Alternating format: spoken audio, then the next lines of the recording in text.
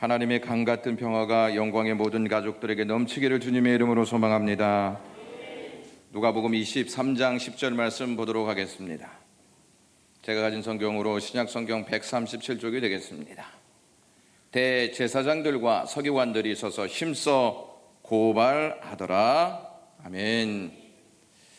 여러분들은 악이 어떤 모습으로 활동하고 있다고 생각하십니까? 살며시 조심스럽게 다가올 것이라고 생각하십니까? 아니면 적극적으로 수단과 방법을 가리지 않고 활동할 것이라고 생각하십니까? 악은 결코 눈치만 보고 있다가 소극적으로 활동하지 않습니다. 뒤로 물러가는 법도 없습니다. 적극적으로 공략하여서 목적을 반드시 이룹니다. 악은 스포츠 경기와 빗대어 생각해 볼 수가 있습니다. 스포츠 경기는 철저히 경쟁 구도로 되어 있습니다. 상대팀이 있고 상대 선수가 있어서 그들과 경쟁을 통해서 승리를 쟁취하는 것이 스포츠 경기입니다. 경기에서 이기려면 힘을 써야 합니까? 힘을 쓰지 않아야 합니까? 힘을 써야 합니다. 힘을 쓰지 않고 경쟁에서 이긴다? 있을 수 없는 일이죠. 힘은 지략과 전략과 그리고 전술과 최선을 내포하고 있습니다. 경쟁에서 이기는 팀은 승리를 가져오고 경쟁에서 지는 팀은 패배의 쓴맛을 맛보게 되어집니다. 경쟁이기에 봐주기란 없죠. 봐주다가 질 수 있는 일도 생기기 때문에 그렇습니다. 경기에 임하는 선수들은 적극적으로 지략과 전략과 전술과 최선을 다하여서 경기에 임합니다. 선수들은 상대팀이나 상대 선수들의 약점, 장점, 그리고 전략 등을 철저히 분석해서 지혜롭게 승리의 발판으로 삼습니다. 자신만만해서 상대팀을 분석하지 않는 경우가 있다면 상대팀을 등한시하여 상대팀의 전략과 전술을 하지 않는다면 큰 코 다쳐서 패배의 쓴맛을 보게 되어 있습니다. 악의 세력도 전략을 세웁니다. 그리고 우리를 적극적으로 공격한다는 점입니다. 악의 세력은 우리를 경쟁 상대가 아니라 적으로 삼고 침몰시키려 한다는 점을 기억하십시오. 악은 우리를 인정사정 봐주지 않습니다. 악의 세력들은 에덴 동산에서부터 활개를 쳐 하나님의 아들 예수 그리스도를 수단과 방법을 가리지 않고 죽이는 일에 힘을 쏟았습니다. 창세기부터 예수님이 이 땅에 오셔서 십자가에 달려 그 죽는 순간까지, 아니 지금도 여전히 그 역사는 변하지 아니하고 힘써 우리를 공략하고 있다 하는 것입니다.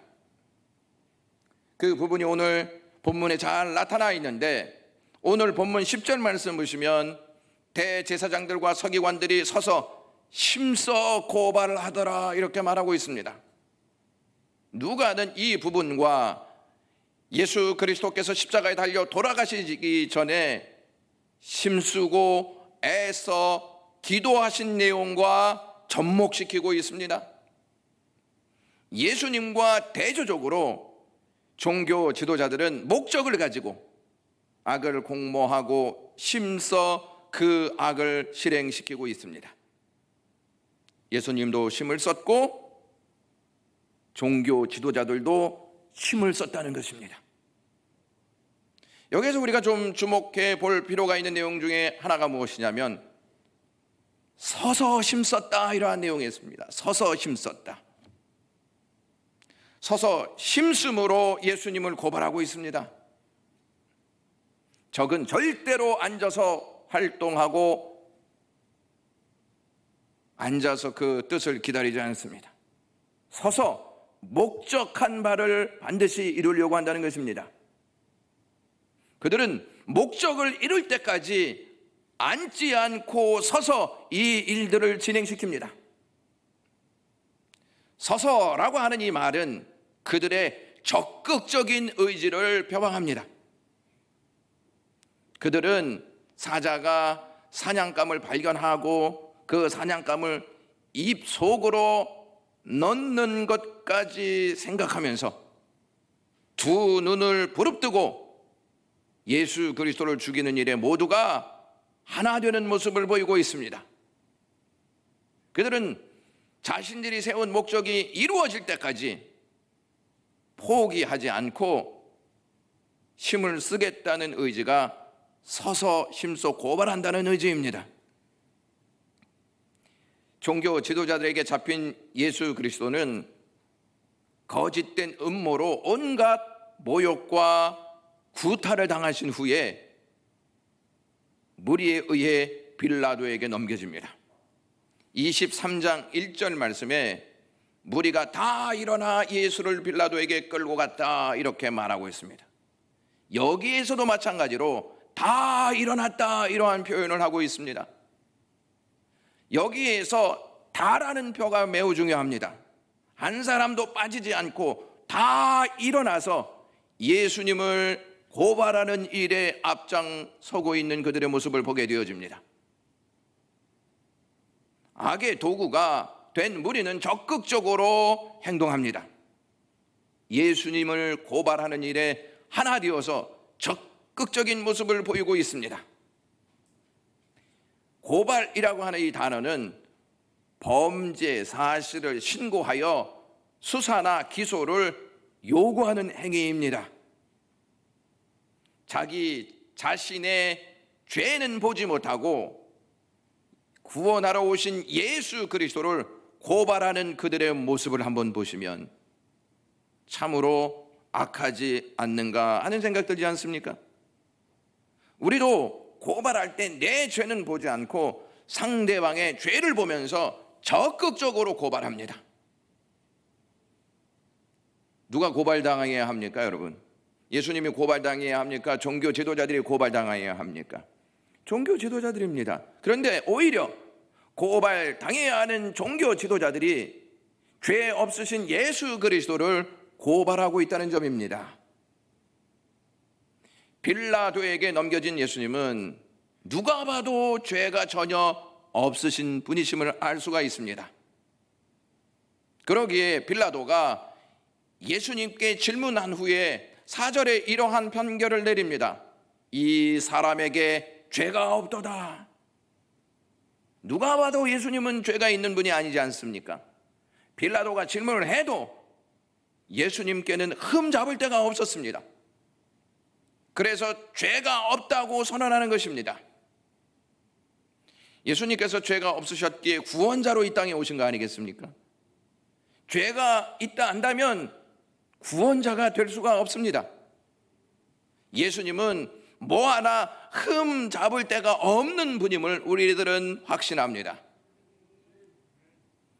빌라도의 판결을 듣고 우리가 어떻게 반응하냐면 5절에 더욱 강하게 반발하였다 이렇게 말하고 있습니다. 예수님이 그들에게 유익을 주면 주었지 피해를 준 적이 하나도 없는데 그들은 눈을 부릅뜨고 눈에 살기가 가득하여서 예수님을 고발하고 있습니다. 기가 막힐 노릇 아닙니까? 이것이 전형적인 악의 모습입니다. 악은 한 번 물면 놓지 않습니다. 뒤로 물러서는 부분이 전혀 없는 것이 악의 모습입니다. 무리의 모습을 보면 우리가 두 가지를 발견해 볼 수가 있습니다. 첫 번째가 선을 악으로 갚으려는 적극적인 모습을 보게 됩니다. 여러분, 이들은 선을 행하는 데 있어서는 적극적이지 않았고 악을 행하는 일에는 아주 적극적인 면을 보이고 있다는 점입니다. 예수님은 하늘의 영광을 버리시고 이 땅에 오셔서 선하심으로 그들에게 사랑을 베푸시고 영생의 길로 나아갈 수 있도록 길을 활짝 열어주셨습니다. 그러므로 소망을 갖게 되는 거 아니겠습니까? 예수님은 그들에게 분명 선하심으로 대우해 주셨는데 그들은 악으로 예수님을 대하고 있습니다. 둘째, 그들의 모습 속에서 발견할 수 있는 것은 자신들의 행위가 악인 줄 모르고 선한 행위로 착각하여 적극적으로 행동한다는 점입니다. 악은 선으로 둔갑합니다. 선으로 둔갑되어지니까 적극적으로 나서게 된다는 것입니다. 그들은 선과 악을 구별하지 못하는 모습을 보였습니다. 선과 악을 분별하지 못하면 착각을 하게 되고, 착각을 하게 되어지면 적극적이어야 할 부분은 적극적이지 않고 소극적인 자세로 대합니다. 그런데 소극적인 자세로 대해야 할 것은 또 적극적으로 나선다는 점입니다. 앞뒤가 맞지 않는 행동을 한다는 점, 우리가 잘 알 필요가 있습니다. 여러분, 마르코 폴로라는 사람을 알 것입니다. 동방견문록이라고 하는 책을 썼는데요, 인도의 마발 지방에 대한 이야기가 거기에 딱 등장하게 되어집니다. 마발 지역에서는 악마의 상을 어떻게 그리고 있냐면 깨끗하게 하얀색으로 딱 칠한다고 합니다. 악마는 정결과 순결의 탈을 쓰고 인간을 유혹한다는 심오한 뜻을 그 지방에서는 그렇게 표현한 것입니다. 악마는 처음부터 잔인하고 흉측한 모습보다는 악마는 탈을 쓰고 다가온다는 것입니다. 뱀 속에 들어가서 뱀을 이용하였던 것처럼 악은 탈을 쓰고 선한 것처럼 행동하지만 적극성을 띈다는 것을 우리가 아셔야 합니다. 악마의 속삭임은 크고 달콤합니다. 진리의 속삭임은 작고 씁니다. 여기에서 여러분들이 생각하실 때, 나 목사님의 소리가 결코 작지는 않은데 왜 이렇게 쓰고 있는 것일까, 이렇게 생각하지 않습니까?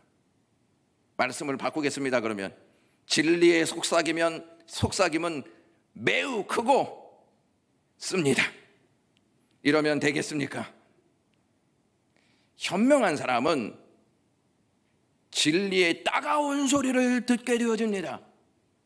진리가 작게 말해도 현명한 사람은 그 진리를 듣고 현명하게 삶을 살아간다는 것입니다. 우둔한 사람은 어쩔 수 없으니까 적극적인 행동을 보이지 않아도 돼 하면서 악마의 소굴로 빠져들게 됩니다. 악에 사로잡히게 되면 악의 목적에 따라서 이성도, 감정도, 의지도 모두 굴복당합니다.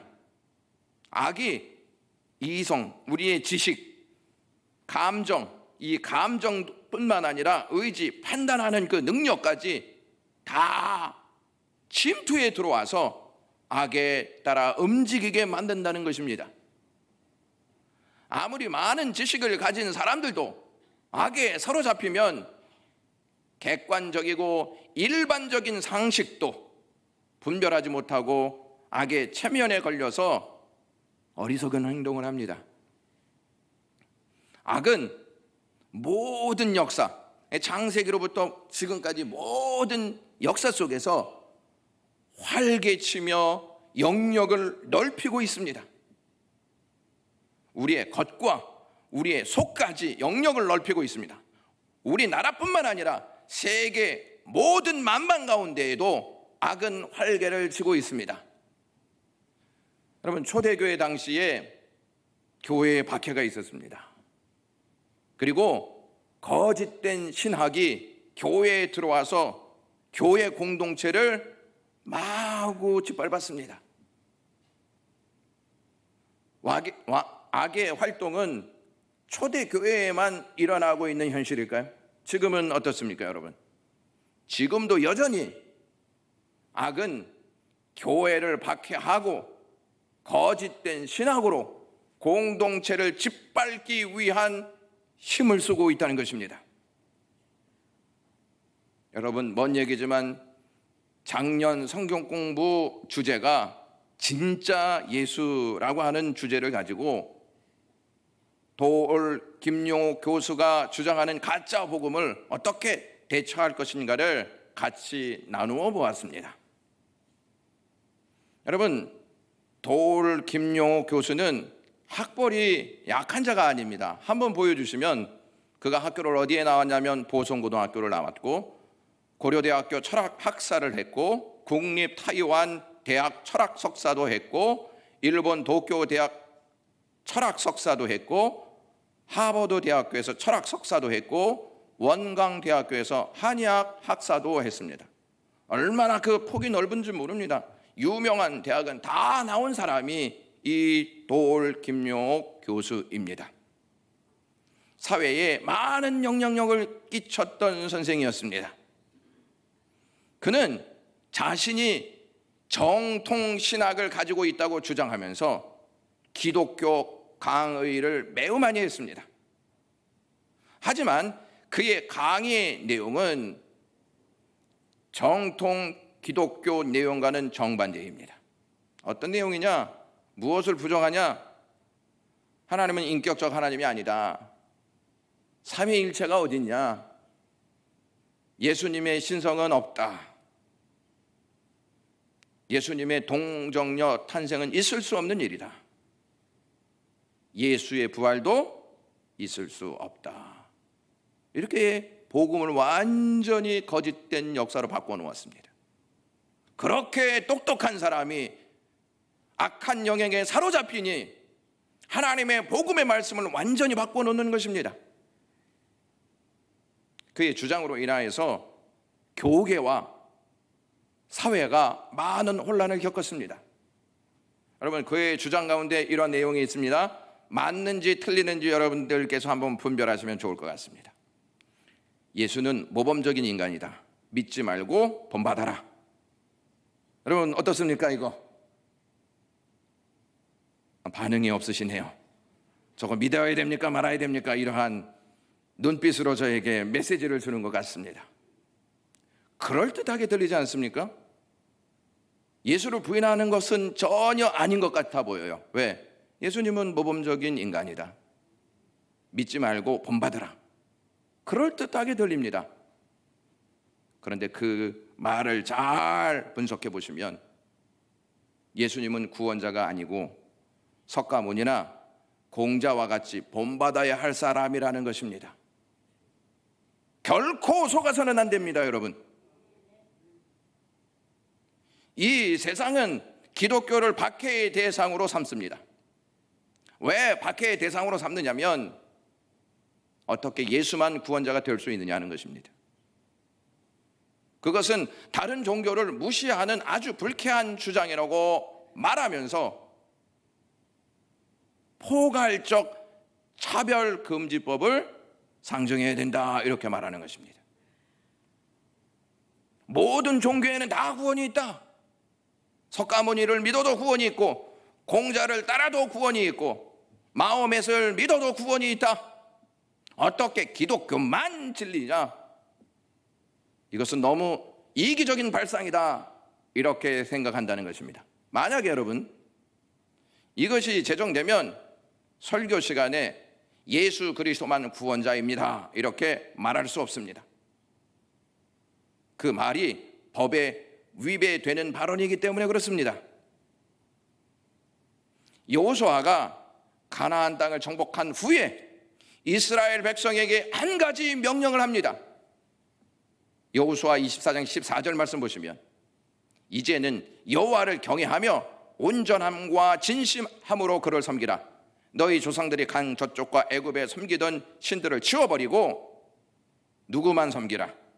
여호와만 섬겨라 이렇게 말씀합니다.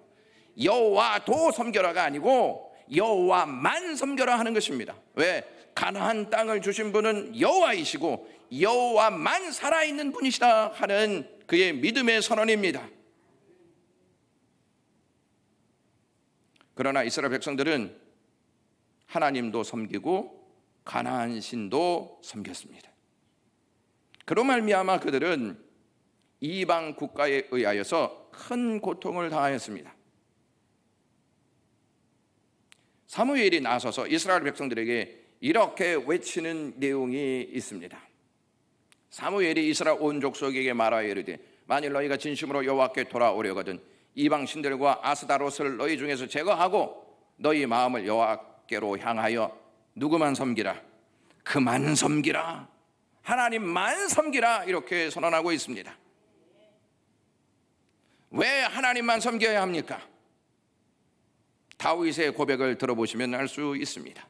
시편 62편 2절과 6절에 오직 주만이 나의 반석이요 나의 구원이시오 나의 요새이시오 내가 크게 흔들리지 아니하리로다 이렇게 말하고 있습니다. 주님만이 오직 나의 반석이신 줄로 믿습니다. 오직 그분만이 우리의 구원자이십니다. 그분 안에 있을 때만 흔들림이 없습니다. 또 시편 62편 5절에 이렇게 말합니다. 나의 영혼아 잠잠히 하나님만 바라라. 무릇 나의 소망이 그로부터 나오는도다. 소망이 하나님께로부터만 나오기 때문에 그만 섬겨야 하는 것입니다. 석가모니를 통해 소망이 나오는 것이 아닙니다. 공자를 통해 소망이 나오는 것이 아닙니다. 마호메트를 통하여 소망이 나오는 것이 아니고 부활하신 예수 그리스도에게만 소망이 나오는 것입니다. 그 누가 합리적인 논리를 앞세워 이를 부정한다 하더라도 결코 속지 마십시오. 그것은 넘어가느냐의 문제, 안 넘어가는 문제가 아니고 죽느냐의 문제, 사느냐의 문제이기 때문입니다. 거기에 넘어가느냐 안 넘어가느냐가 아니고 넘어가면 죽고 오직 예수 그리스도만 바라보면 사는 능력이 있다는 것입니다. 여러분 6월 17일 날 과천시의 정보타운, 가련동, 문원동 이러한 이 종교부지가 하나 딱 세워져 있습니다. 저기 화면을 잘 보시면 종교부지가 딱 세워졌는데 입찰 공고가 났습니다. 이 입찰 공고에 한 종교단체가 낙찰 금액을 75억 9,750만 원으로 결정이 됐습니다. 이 종교단체가 어디일까요? 여러분 영광교회면 얼마나 좋겠습니까? 하나님의 교회입니다. 과천은요 이단의 성지라고도 불립니다. 신천지의 본부가 거기 있을 정도입니다. 이단이 활개치는 장소로 과천이 거점이 되고 있습니다. 이단들은요 그들의 영역을 계속 확장하고 있습니다. 돈도 있고 영향력을 행사하고 있습니다. 힘을 발휘하고 있다는 것입니다. 여러분 다시 본문으로 돌아가서 무리가 강력히 반발하자 하는 수 없이 빌라도는 헤롯에게 넘깁니다. 헤롯도 예수님에 대한 관심이 많았거든요. 그래서 예수님께 질문을 던지면서 보고 싶었던 마음을 충족시킵니다. 질문을 던지는데 예수님이 아무 말도 하지 않으신 것입니다. 그러자 대제사장들과 서기관들이 오늘 본문의 말씀처럼 서서 힘써 예수님을 고발합니다. 온 무리가 예수님을 누구에게 고발했습니까? 성북 경찰서 이렇게 하면 또 곤란합니다.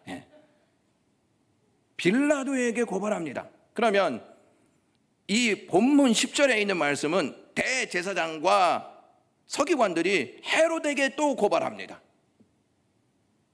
예수님은 계속 고발되고 있습니다. 고발하는데 힘써 고발하고 있다는 점입니다.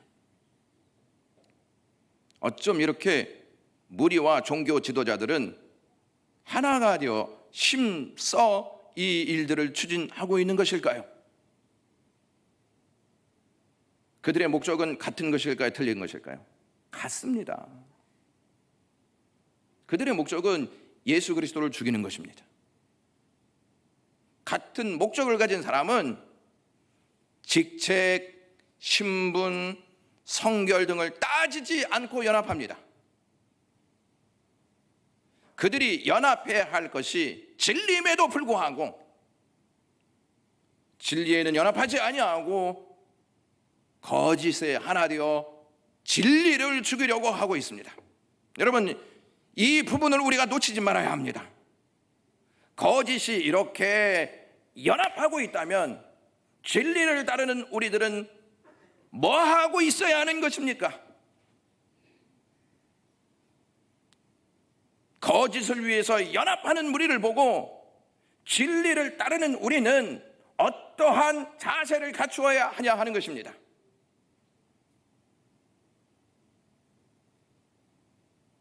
사람은 자기가 세운 목적과 연합하여 행동을 하게 되어 있습니다. 그렇지 않습니까? 믿는 우리가 하나님의 뜻과 연합하지 않으면 직책과 신분을 사용하여 우리 자신이 세운 목적과 연합하여 그 일에 적극적으로 힘을 씁니다. 목사이지 않습니까? 왜 이 직분을 주었냐면 하나님께 힘쓰도록 이 직분을 준 것입니다. 하나님께 힘쓰도록, 진리에 힘쓰도록 이 직책을 주었는데 진리에는 힘쓰지 아니하고 다른 목적에 힘을 쓴다? 거짓과 연합하는 존재입니다.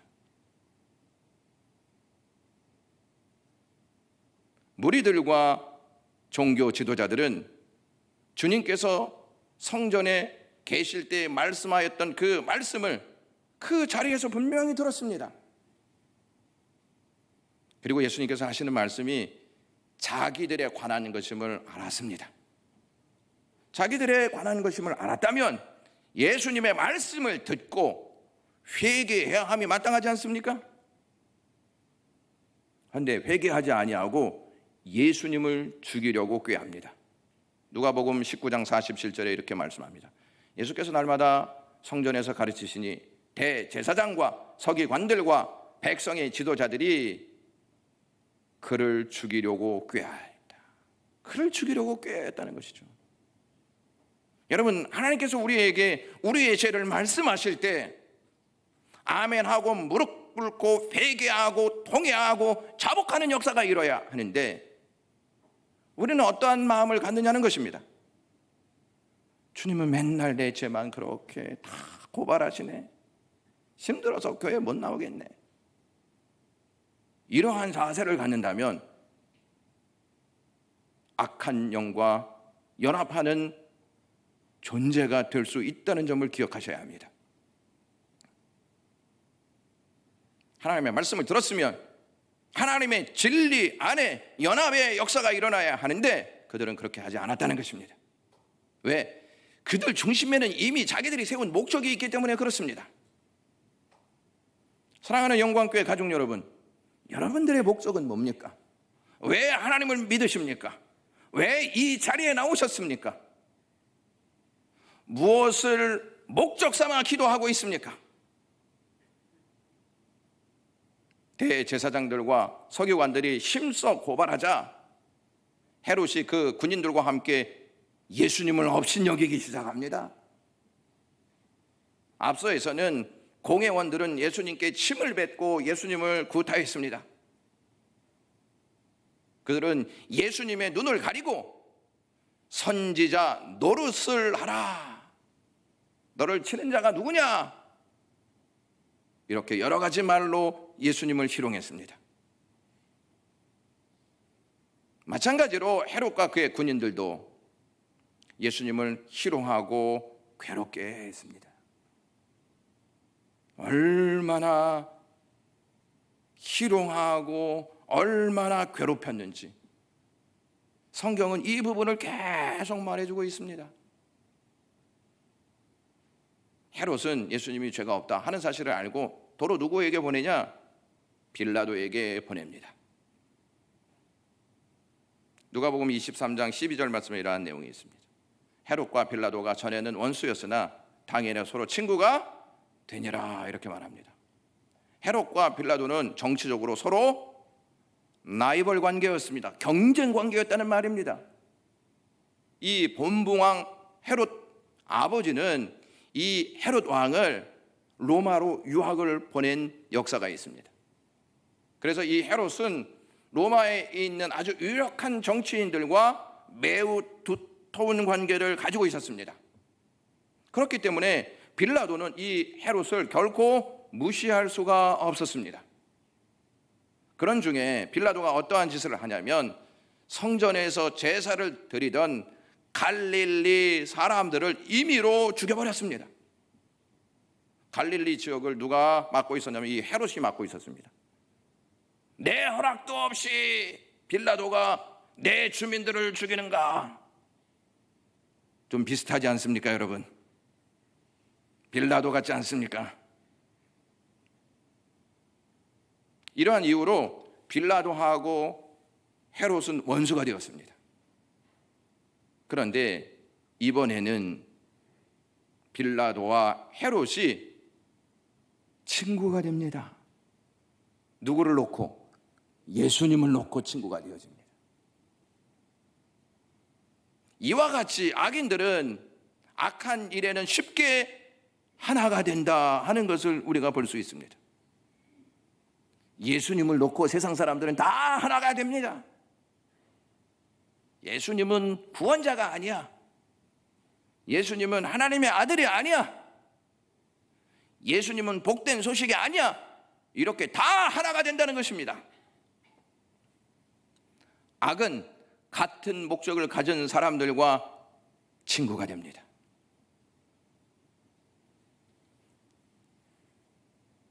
지금은 6월이지 않습니까? 7월 15일서부터 7월 31일까지 서울광장에서 큐어 축제 합니다. 큐어 축제가 뭐냐면 동성애자들이 다 모여서 축제를 하는 것입니다. 그동안은 코로나 때문에 축제가 열리지 못했습니다. 2년 넘도록 온라인으로 그의 관계들을 형성해 나갔는데 이제 코로나가 잠잠해지니까 이들이 밖으로 다 나오게 되는 것입니다. 오프라인으로 다 전환해서 서울광장으로 나와 영화제와 퍼레이드 등을 개최할 계획을 가지고 있습니다. 동성연애법이 상정이 되도록 국회의원들이 앞서서 힘을 모으고 있습니다. 그들은 앞을 보지 못하고 세력화시켜서 자신들의 입지를 구축하기 위해서 자꾸 세를 형성하는 것입니다. 우리가 성소수주의자들을 차별하지 아니하는 법을 상정하면 성소수주의자들은 우리 편이야, 우리에게 표를 몰아줄 거야, 이러한 생각으로 이것을 상정하려고 합니다. 이미 유럽이라든지 다른 나라에 보면 동성연애법이 통과되어서 어떠한 형태로 이 동성연애법이 사회에 악영향을 미치는지 우리에게 알려주고 있음에도 불구하고 그것을 전혀 무시하고 있습니다. 일산 제자광성교회 박한수 목사님이 있습니다. 화면을 한번 보여주시면 이분한테 네덜란드에서 한 여학생이 편지를 보내왔습니다. 네덜란드는 1994년도에 동성연애법을 통과시킨 나라입니다.